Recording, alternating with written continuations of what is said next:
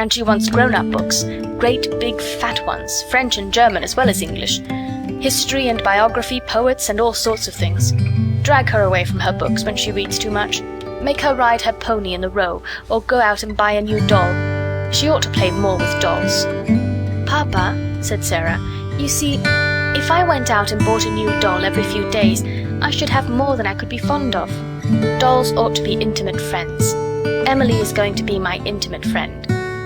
Captain Crewe looked at Miss Minchin, and Miss Minchin looked at Captain Crewe. "Who is Emily?" she inquired. "Tell her, Sarah," Captain Crewe said, smiling. Sarah's green-grey eyes looked very solemn and quite soft as she answered. "She is a doll I haven't got yet," she said. "She is a doll Papa is going to buy for me. We are going out together to find her. I have called her Emily. She is going to be my friend when Papa is gone. I want her to talk to about him." Miss Minchin's large, fishy smile became very flattering indeed. "What an original child," she said. "What a darling little creature." "Yes," said Captain Crewe, drawing Sarah close. "She is a darling little creature. Take great care of her for me, Miss Minchin." Sarah stayed with her father at his hotel for several days. In fact, she remained with him until he sailed away again to India. They went out and visited many big shops together, and bought a great many things. They bought, indeed, a great many more things than Sarah needed. But Captain Crewe was a rash, innocent young man, and wanted his little girl to have everything she admired, and everything he admired himself. So between them they collected a wardrobe much too grand for a child of 7. There were velvet dresses trimmed with costly furs, and lace dresses and embroidered ones, and hats with great soft ostrich feathers, and ermine coats and muffs, and boxes of tiny gloves and handkerchiefs, and silk stockings in such abundant supplies that the polite young women behind the counters whispered to each other the odd little girl with big solemn eyes must be at least some foreign princess, perhaps the little daughter of an Indian Rajah.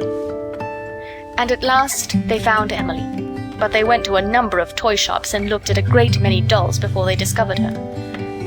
"I want her to look as if she wasn't a doll really," Sarah said. "I want her to look as if she listens when I talk to her. The trouble with dolls, Papa," and she put her head on one side and reflected as she said it, "the trouble with dolls is that they never seem to hear." So they looked at big ones and little ones, at dolls with black eyes and dolls with blue, at dolls with brown curls and dolls with golden braids, dolls dressed and dolls undressed.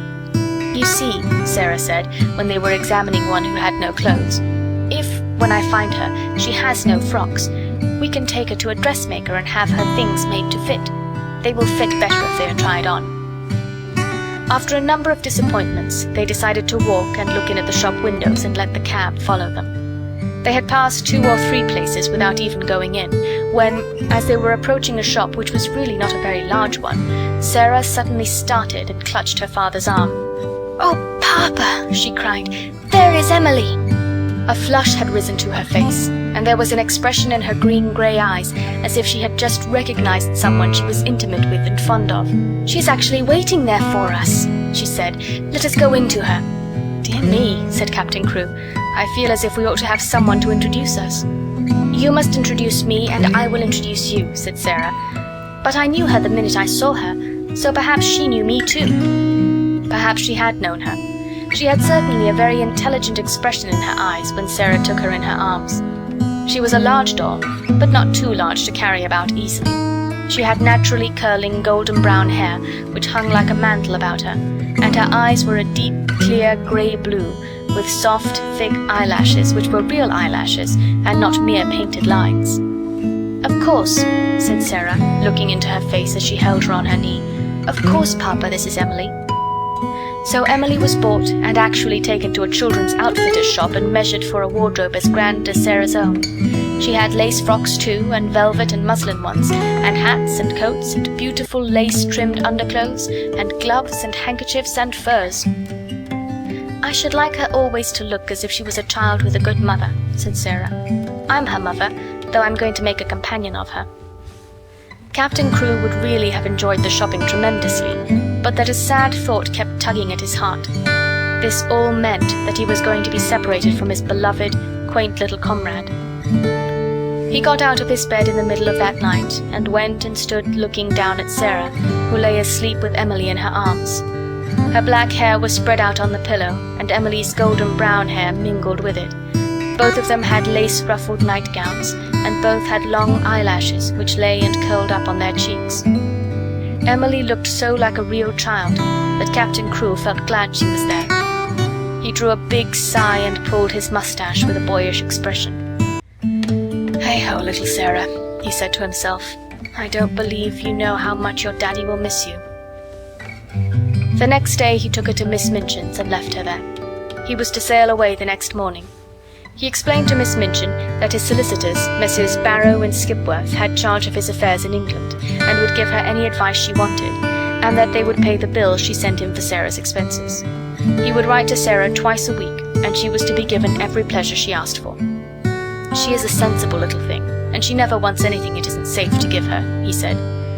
Then he went with Sarah into a little sitting room, and they bade each other goodbye. Sarah sat on his knee and held the lapels of his coat in her small hands, and looked long and hard at his face. "Are you learning me by heart, little Sarah?" he said, stroking her hair. "No," she answered. "I know you by heart. You are inside my heart." And they put their arms round each other and kissed as if they would never let each other go. When the cab drove away from the door, Sarah was sitting on the floor of her sitting room, with her hands under her chin and her eyes following it until it had turned the corner of the square. Emily was sitting by her, and she looked after it too. When Miss Minchin sent her sister, Miss Amelia, to see what the child was doing, she found she could not open the door. "I have locked it," said a queer, polite little voice from inside. "I want to be quite by myself, if you please." Miss Amelia was fat and dumpy, and stood very much in awe of her sister. She was really the better-natured person of the two, but she never disobeyed Miss Minchin. She went downstairs again, looking almost alarmed. "I never saw such a funny old-fashioned child, sister," she said. "She has locked herself in, and she is not making the least particle of noise." "It is much better than if she kicked and screamed, as some of them do," Miss Minchin answered. "I expected that a child as much spoiled as she is would set the whole house in an uproar. If ever a child was given her own way in everything, she is." "I've been opening her trunks and putting her things away," said Miss Amelia. "I never saw anything like them. Sable and ermine on her coats, and real Valenciennes lace on her underclothing. You have seen some of her clothes. What do you think of them?" "I think they are perfectly ridiculous," replied Miss Minchin sharply. "But they will look very well at the head of the line when we take the school children to church on Sunday. She has been provided for as if she were a little princess." And upstairs in the locked room, Sarah and Emily sat on the floor and stared at the corner round which the cab had disappeared, while Captain Crewe looked backward, waving and kissing his hand as if he could not bear to stop.